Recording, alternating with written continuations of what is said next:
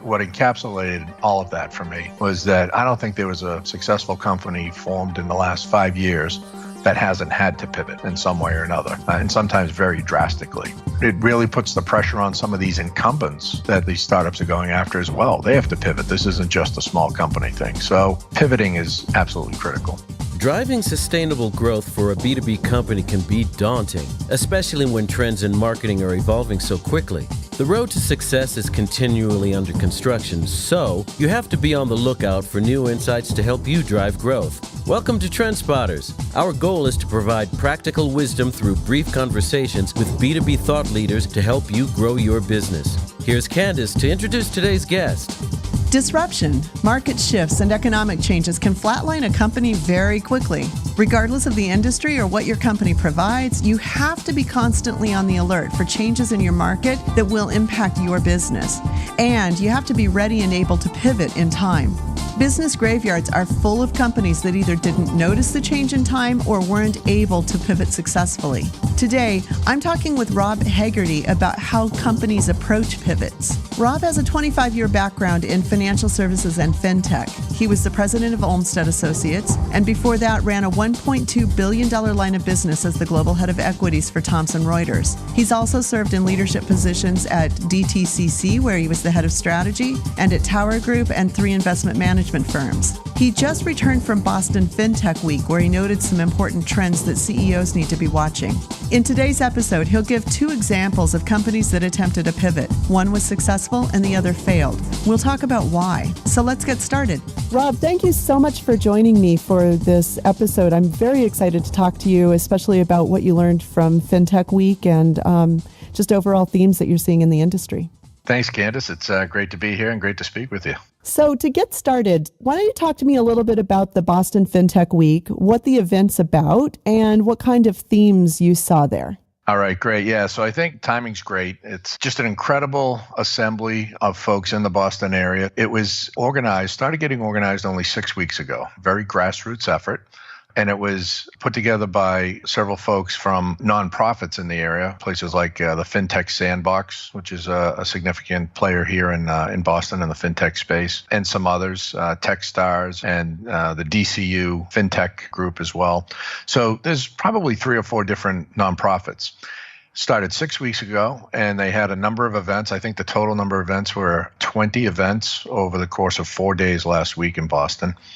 And they expected to have somewhere around 300 or 400 attendees. And when it all added up, they had over 1,200 attendees. Wow.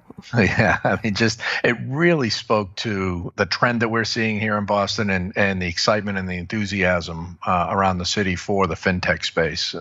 It was just an amazing thing. I've been in and around this space for a number of years, and it's really gotten momentum here in Boston now. And it was really something that I think was important for the community and actually for the country at large to know that Boston's serious in this space. It was a great week. It was, as I said, sort of loosely organized, very grassroots. Took place in, I would guess, probably somewhere around 8 to 10 different venues. So you're running from, venue to venue. I myself attended about 6 of the events. And everything from addressing the talent gap in FinTech and how difficult it is to find, whether it's engineers or data scientists or subject matter experts in the financial space, to things like having the right tools and the right technologies that are available and access to the data that's required so much in the place where I really play, which is at the intersection of financial markets, technology, and data. So it was really just a great gathering of diverse set of topics, fantastic participants, panelists, and speakers, everything from well-known venture capitalists in the area. So I got to understand, what was happening in the funding space, what sort of trends they were seeing. Of course, venture capital is very much at the forefront of trends in the industry, to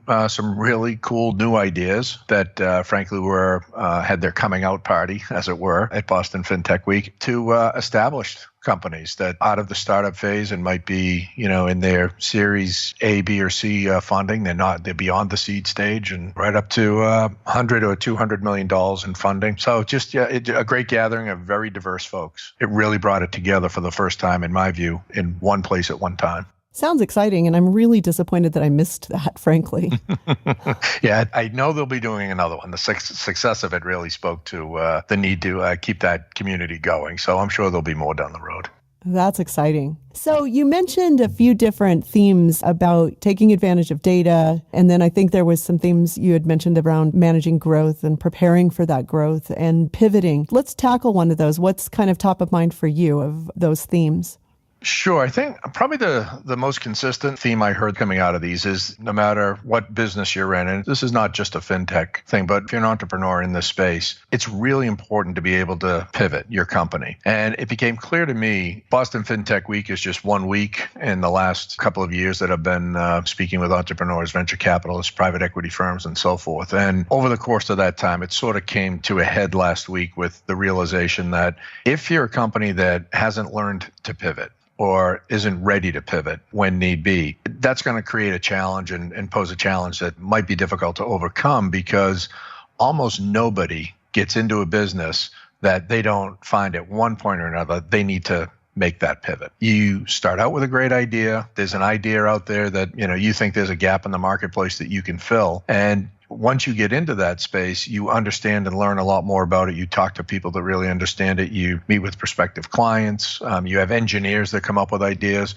And the next thing you know, there's a bigger gap over on this side of the marketplace that we need to go after. So let's pivot there. That to me was probably the overarching theme that I kept hearing again and again, that, if you don't pivot, or if you don't have that ability to pivot, that could set you up for, heading down the wrong path at some point. And so what encapsulated all of that for me was that I don't think there was a successful company formed in the last 5 years that hasn't had to pivot in some way or another, and sometimes very drastically. It really puts the pressure on some of these incumbents that these startups are going after as well. They have to pivot. This isn't just a small company thing. So pivoting is absolutely critical.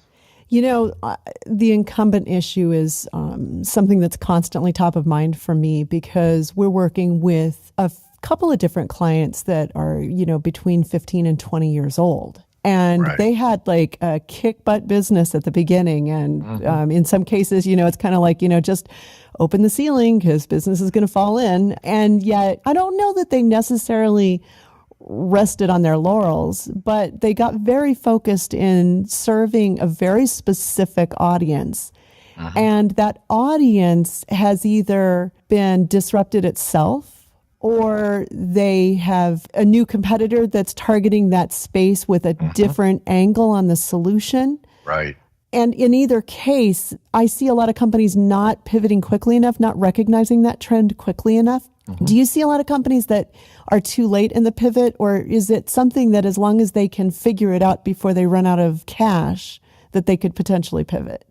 I do. And you bring up a really good point. It's all about the timing in those, of course, right? So that number one, you have to recognize that there's been a shift in the marketplace in time, and you have to be able to pivot if you're an incumbent in order to not lose market share, if you're a startup in order to not miss the opportunity to displace one of the incumbents. And what I've seen in almost every case, whether it's a startup or an incumbent, that there's always a shift in the marketplace, and it's almost always brought on by something that was unforeseen, particularly if you're an incumbent, right? And let me give you an example of that, right? I work with a couple of very large financial firms, asset servicing type custodian firms. And they all recognize that, they're in a business that has the potential for great disruption. Not to get into the whole blockchain element, but a lot of these custodial firms have a very good high scale business in the custodial business, the asset servicing business. And that has the potential to be disrupted by blockchain. And that really got these firms out of the starting gates in terms of understanding how to pivot their business. And it really meant embracing and understanding some of these disruptive technologies. So when you look at those firms, they're all starting to recognize, okay, we can't just be in this custody business because we could easily get disrupted very quickly by something like blockchain.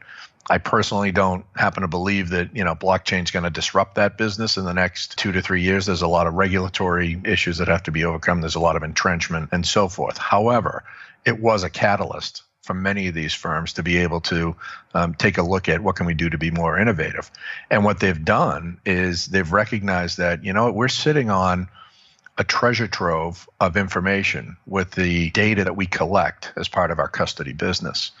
And that's forced them to start thinking about, okay, how can we make better use of that data as an asset? And how do we make that available to our clients while not disrupting or alienating our clients by giving away their data. So what they've done is they said, okay, we can find ways to take the massive data that we have on hand because we're a custodian. How do we package that up? How do we anonymize it and summarize it so that it's not identifiable with clients and make that valuable to the investing community or their client base? So it's really forced a lot of these incumbents to be able to understand that, okay, we have to get into a new business.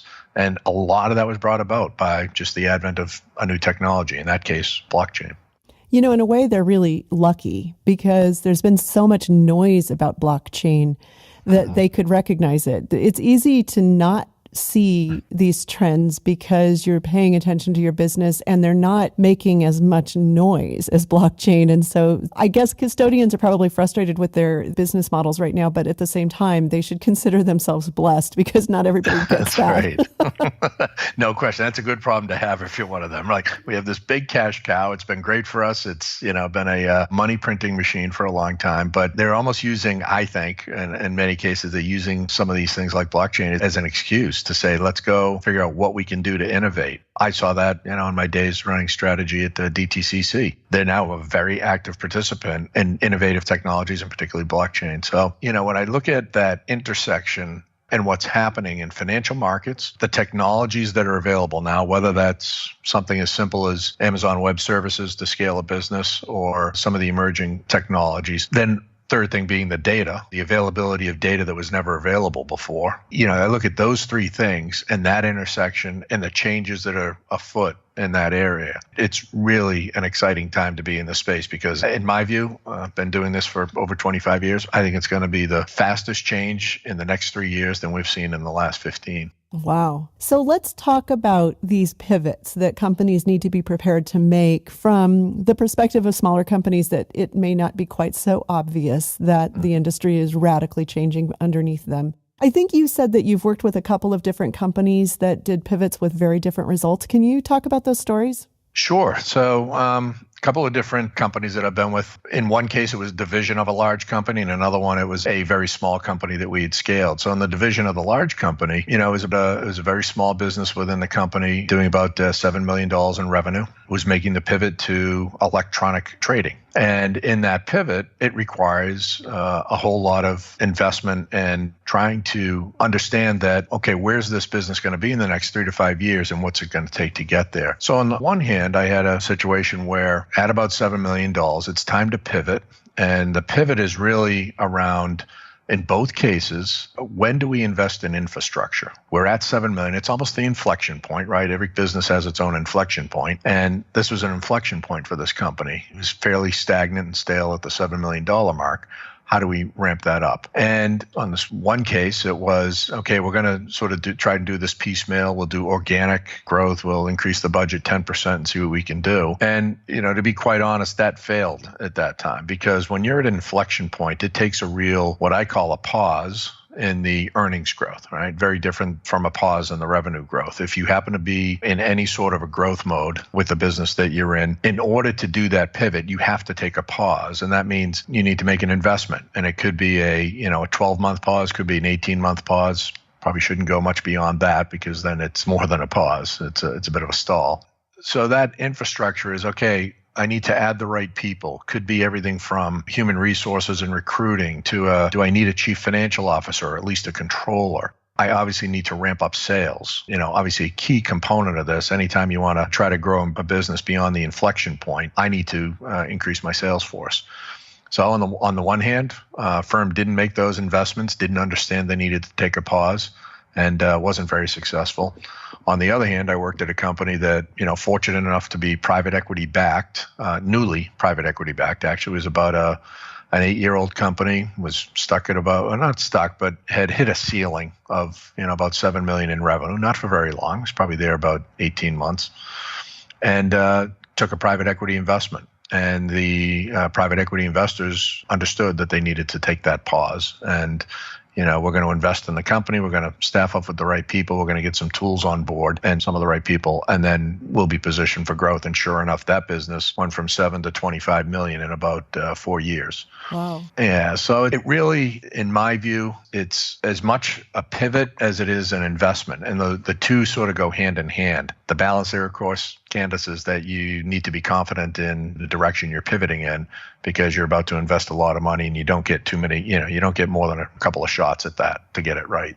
Well, and playing that by gut is probably ill-advised. So you really need to do your research and exactly. know what direction you're going. So let's talk about that, from the perspective of what the company that was successful did in terms of preparing for and managing that growth. You had talked about they had to recruit a decent sales force. They had to recruit the kind of people that could apply process, but not get too early with the application of process, or worse yet, the automation of bad processes. Correct. Yeah, and that's really trying to strike the balance, right? Anytime you're at that inflection point, you want to do that, or you're at a pivot point for your business. You've decided you were going after this market niche, and now you need to go after a different market niche. No matter what, you need to make sure that you have an understanding of what kind of culture you're establishing. And that means the type of people you're hiring, the processes you're putting in place, and if you're going to use tools. And I've seen this time and again, whether somebody says, we need a process around sales. And I've done this a couple of times, and it's been very successful because a tool like Salesforce can really help you automate, if you will, only to the extent that you need to. It can be lightweight for smaller companies, and it can be pretty heavyweight. I've been part of companies that have used Salesforce from 2 salespeople to 4,500. And it all depends on how you want to deploy those things, and whether it's Salesforce or some other sales management system. So the important thing that I've seen is that what defines success or failure in that is not overprescribing some of those tools and overcommitting to the infrastructure, but it's making sure that you do it at the right time, at the right levels. Because if you don't go into this enough, if you don't invest enough in the infrastructure and get the right people at the right time, you're going to miss the opportunity that you've worked so hard to identify and start to build. On the other hand, if you wait too long, you're going to miss that opportunity. If you do it too quickly, you're going to paralyze the organization. It takes the creativity and the ad hoc nature of a startup business right out of it.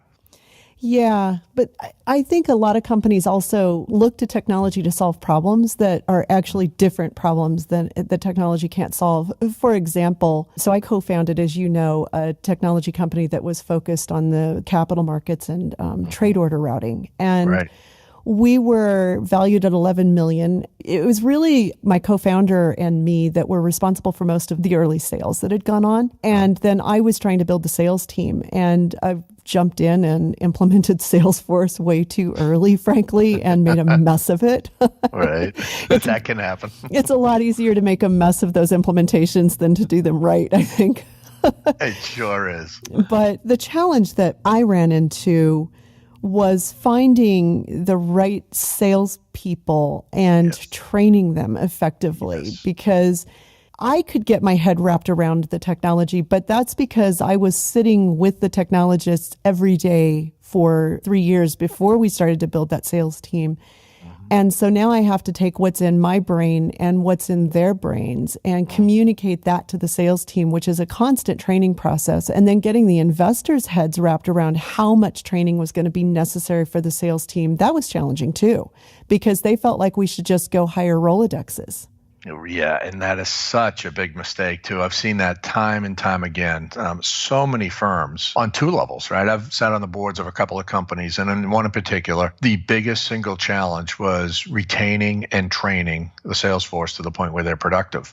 It was I would say an overly complex sale, but it wasn't simple either. It was a web content management company. I sat on the board, publicly traded. It took a couple of go-rounds to figure out that it was a 9-month ramp-up for any salesperson. Even if they were an experienced technology, SaaS salesperson, it was still a 9-month ramp-up because there were 5 components to what we were offering. It was a new type technology. It was disruptive to what was happening. It was a way to displace some of the heavyweight enterprise-type technologies with this SaaS offering. So it took a while to train. It was one of the biggest hurdles that we overcame was recognizing that, these salespeople aren't going to be productive for 9 months. And oh, by the way, we can maybe bring that back a couple of months by training them. And to your point about the importance of training, it was absolutely critical, not just for bringing on new salespeople, but it was critical for training the existing salespeople, because in any good technology-based business, you're going to be rolling out, new features, new versions, could be new modules, entirely new capabilities. You have to have a training expertise. Training has to be a core competency. Sales training has to be a core competency of any firm that wants to scale, because you're relying on, you said it perfectly. You spend 3 years side by side with the technologists. You and they know that system inside and out, and not just what it does, but what it was intended to do. And if you don't train salespeople that really don't have that background, it's going to be a tough road ahead. So that's critical. Find the right salespeople, train them, understand that there's a ramp-up period, and don't try to, rush them through that. It's like trying to have one of your kids take the SAT exam without having them do the prep courses. You're wasting time at that point. And so that's certainly a critical piece that I saw. And then you alluded to the other side, which is hiring the right people and not just the Rolodex. I can't tell you the number of times that I've seen small companies hire a salesperson for their Rolodex only to come to find out that they have a fantastic Rolodex, but that doesn't sell the product that you're trying to sell. It can't be one without the other. You can't have somebody with a great Rolodex and all the contacts if they don't understand what they're selling and what problem they can solve for their clients. So, yeah, that's absolutely true. Yeah, and I see a lot of companies focus on the training on the technology side. This is what it does. These are the features and functions and what the functions do.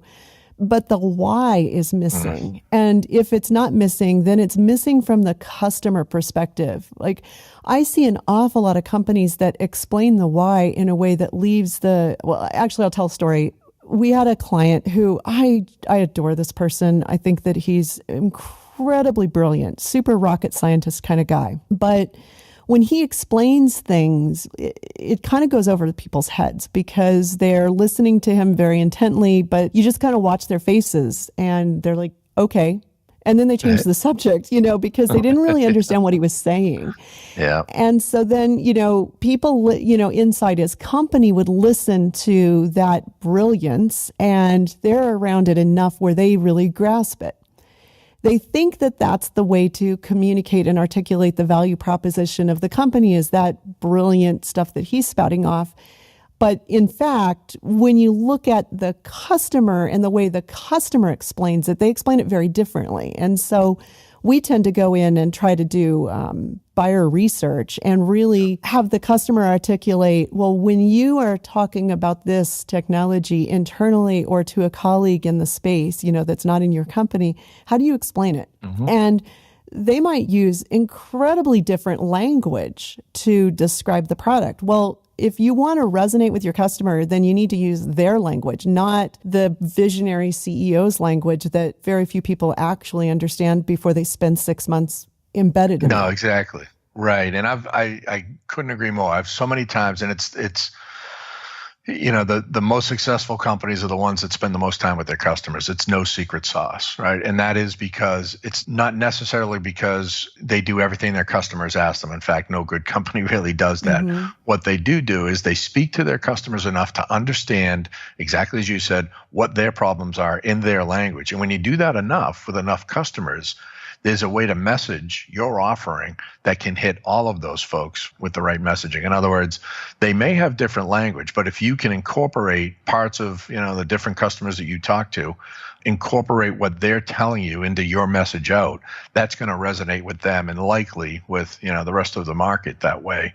Too often I see companies, they'll either have a small sample size. They'll have, it could be as few as, 3 or 4 clients that are really their anchor clients, and they're catering to them where the rest of the client base is just sort of along for the ride. And that never works. I mean, it's so important to go spread yourself thin, frankly, across, a number of different types of clients so that you understand, and maybe those clients will point out to you a hole in the market that you didn't know was there, where some of your, anchor clients might not be able to do that.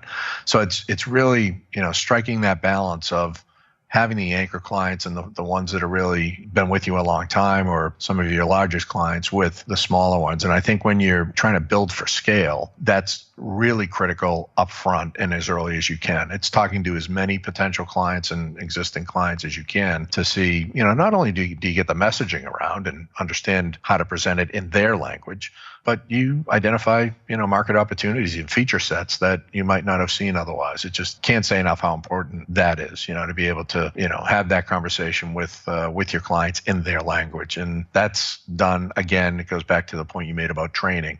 That's something that's iterative. That feedback gets pulled back into the sales training program and, makes the salesperson a lot smarter to their prospects. And it has to be done constantly. One of the things that I see a lot is that a technology company will have a pretty substantial solution, but what their customers are using is a more simplistic set of features. Maybe the company is selling something with 15, 20, 30 different major feature sets and the customer's using 3. Right. And the company's busy. Actually, we work with a company that's one of our vendors and we're a partner to them that's doing this. They keep bringing out all of these new features and functions, but the core set of features that the majority of their customers are using still have pretty serious flaws. And so there's a lot of talk in chat rooms about, I wish they would just focus on making these things work. Right. And that's a challenge that, we had it with both IBSN and Cascade, the 2 companies I co-founded, and I see it a lot with our clients. You get a little bored with the base functionality that your clients are getting the most value out of, and that's a dangerous place to go. It really is. And that, you brought up the 2 companies you worked at. And as you were talking about that, Candyce, I think about, the financial information business, having run the equities business at Thomson Reuters, there's a very strong content and feature set, whether it's Thomson Reuters or Bloomberg or whoever, they're the 2 behemoths now. And, you look at the feature set and the content set, the data that gets pushed out. And in Bloomberg's case, it's all you can eat when you buy, the Bloomberg terminal, but the majority of users use less than 10% of its capabilities. And it's a great model for Bloomberg. It's not quite that drastic on the Thomson Reuters side. But when you look at how they're pushing out capabilities, that means that if the average user is only using 10% of the capabilities, the good news is you've got a lot of room to grow that client and get them stickier with you. The bad news is somebody has to understand what the other 90% does so that they can tell the clients, here's how you use that. We do have a capability. This is something that might be useful for you. And you get into that situation where they're so complex, the product set is so complex that it's a difficult sale for anybody, let alone somebody who might have been doing it for the last 10 or 15 years. And I'm starting to see this cycle now in the market where you're seeing the small disruptive firms, the ones that have unique data sets, that are looking at data very differently than a Thomson Reuters or a Bloomberg could. And they become highly valuable because it's something unique and not found anywhere else. And we're now in that cycle where Thomson Reuters and Bloomberg are becoming distribution channels more than they are content providers.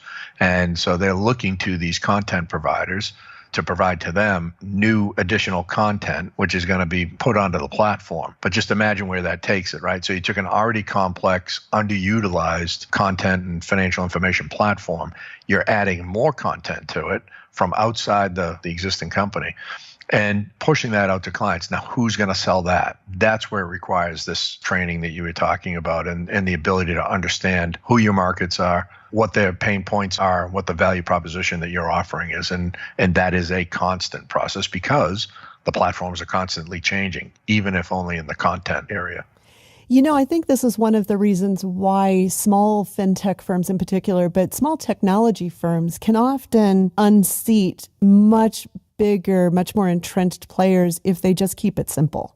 Because if they're coming in with a simple message, a straightforward solution, something that they can really focus on and not go feature crazy, their message is more straightforward and easier for the salesperson to get their head around, marketing to get their head around, delivery, customer support to get their head around. It's easier to maintain a customer experience that's consistent. And for the customers themselves to get their head around the features and functionality and how they can use them and where the benefit is, it just seems like companies overcomplicate when keeping it simple can often drive higher profits. Well, there's no doubt about it, too, because, 15, 20 years ago, the problem was getting enough information. Today, it's getting the right information. Right. And as that's evolved, we're now seeing these startup companies, they're making a living. This is a great example. Here in Boston, we have this, I mentioned it earlier, the FinTech Sandbox. Mm-hmm. And this was a collaborative, I don't know the right term for it, frankly. Probably an accelerator is probably the best way to put it, where there are a number of FinTech firms out there that know how to either curate or assimilate or provide analytics around data, but they couldn't get access to the data. So the FinTech Sandbox brought in all of these data providers, everybody from Bloomberg to IDC, New York Stock Exchange, large firms with data, provided at a very low cost, or in some cases free for fairly basic data sets.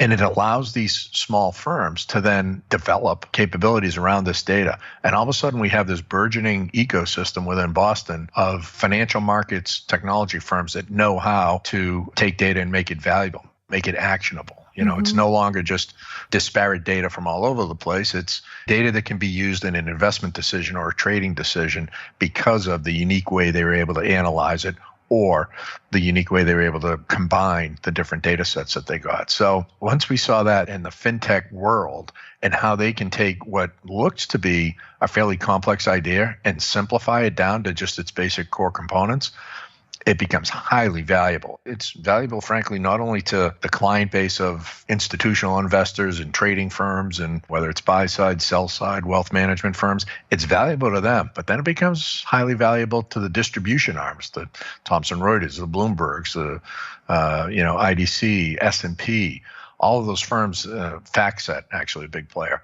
all of those firms that have a very broad and deep presence in the financial world, they need these new analytics content sets and capabilities that the small fintechs are providing. So it really becomes this thriving ecosystem. Yeah, that's interesting because it is like a new ecosystem. So you've got different data sets. I just started working with a client that super excited about them. They're providing data to help asset managers make big real estate investments. It's fascinating, and they're using lots and lots and lots of different data sets and then aggregating it into reports and information, but not just information, but insight, that then they sell back to their customer base. So it's a very interesting way to use the data. But like you had pointed out in our prep conversation, then you've got a talent gap because you've got to have data scientists and you've got to have subject matter experts in very specific fields, which they have, to understand how to use that data and then put it into the hands of the client base in a way that's meaningful for that specific target audience. Right. And you know what? You touched on something that was the third big theme that I took away from last week, and something that I've seen for quite some time now, is the talent gap that exists right now. Between the types of folks that are needed, really strong data scientists. It's now absolutely one of the hottest areas, particularly here in Boston, with the university crowd coming out of places like MIT. And, we see some of that obviously on the West Coast, whether it's coming out of Stanford or Berkeley or what have you. We have the similar thing here, whether it's MIT and Harvard, where there's an incredibly strong, talented, high intellect college student base here entering the workforce with very good skills around analytics and data. And this, what I would say is sort of an old, stodgy financial services world, working off infrastructure that's 30 or 40 years old. And the two, we're seeing the collisions now between those two. And what's coming out of that is just some really cool ideas on how to look at the financial markets differently. And in fact, great example of this, a company called Quantopian, based here in Boston. And they're sort of the firm that I was wondering for a while who was going to get to this, because I think everybody's familiar in your audience here with the algorithmic trading world. And, we've seen everything that started with algorithmic trading, went to high frequency trading and so forth. And I was wondering when that was going to get to the investing side. In other words, algorithms and high frequency trading have dominated the landscape in the trading world now for a number of years. Well, Quantopians figured out they've put two things together. They've taken algorithms and applied those to the investing world. And so it's not just short-term trading. We're talking about long-term investing trends. And so they've figured out a way to combine things like algorithms with machine learning and big data, massive data sets, in order to identify investing opportunities. And the second thing that they've combined, along with this algorithmic investing capability, is the crowdsourcing of that. So it's actually an open platform that allows people to contribute their algorithms to this platform. And it almost becomes open sourced, where if you're looking for an algorithm that does X, Y, Z, in other words, go find, undervalued tech stocks that might be, in a certain geography or in a certain market capitalization. So somebody's written an algorithm to do that. You can take that algorithm right off the platform and then start adding to it and applying your own and contribute back to the platform. And so it's significant for two reasons. One is that it's actually taken this algorithmic trading and moved it to the investing side of the world. The other reason is that they're very well funded. And we talked a little bit about this at the beginning, but one of the most important things is being well funded. And Quantopian's raised over $100 million in funding. And on top of that, part of that funding came from Point72 Capital Management, which is the old SAC Capital, now family office. And not only did they give them part of that funding, but they gave them $250 million to invest with.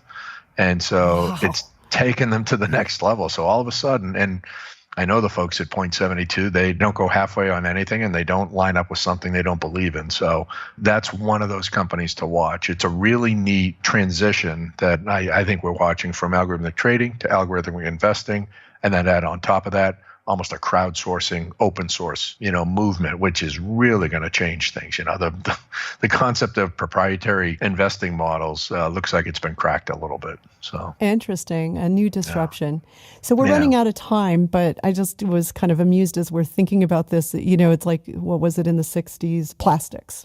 Everybody needs to go into plastics. It's like data is the new plastics. That's right. It feels, for guys been in that space for a long time, it feels like people are finally seeing that, but is, in my view, no question about it. And it's still early innings too. I think people are just recognizing now how bad their data is. And so I actually had a funny conversation with somebody this morning who's made a good living off of cleaning up people's messy data management and data sets and data stores that they have. And he called himself a data sanitation engineer. So I love that. So I think we're going to see a whole new industry come about here, and just getting your data cleaned up and getting it ready so that you can actually add value to it. And then you need the data whisperers. That's right. We could have a whole separate industry here going, Candyce. Awesome. Well, we are running over time, but thank you so much, Rob. This has been a fun conversation, and looking forward to talking again, because you and I could probably talk for hours, but I don't think our audience has hours to listen for a single podcast session. They probably don't. No, it's been a lot of fun, Candyce. Thanks so much for your time, and it's been great. I'd love to do it again. That was an interesting conversation. My biggest takeaway is how important it is for companies to stay on top of the trends and prepare for pivots. As we discussed, one of the best ways to stay on top of those trends is to stay in touch with your clients constantly. It's easy to stay in touch with those that want to get together with you, that are your friends, but really you need to be talking to a cross-section that represents all of your clients. Another trend that we really need to be paying attention to is the talent gap in FinTech, in particular around data scientists. We need people who can take a deep dive into big data and extract both information and meaning. So, for those of you with high school seniors or college students, there's a tip. This talent need goes hand in hand with the data trend. Companies that can figure out how to leverage their massive data are likely to uncover important new competitive advantages. So I hope you've enjoyed this episode. Let me know if you found it helpful. And also, please let me know if you have suggestions for future guests. You can get more information about Rob at robhegarty.com or visit propelgrowth.com/trendspotters and scroll to episode 12. There, you'll find a transcript for this episode and links to Rob's website and social profiles. And while you're there, check out our other episodes. Each session dives into topics that help drive growth in your business. And join me in 2 weeks for our next talk. Hey, thanks for listening. We hope you found value in today's episode and welcome your feedback. You can subscribe to the podcast via iTunes or Stitcher.